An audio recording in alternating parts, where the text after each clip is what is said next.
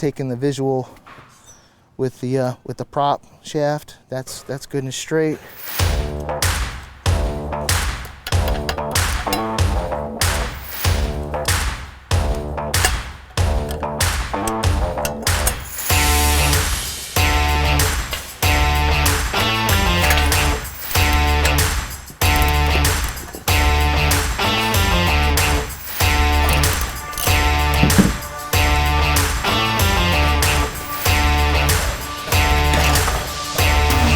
Good there.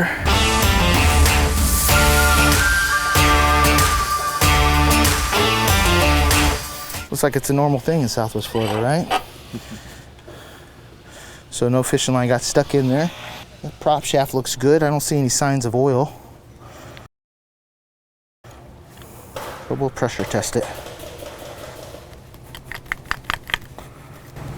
There we go. That's all clean.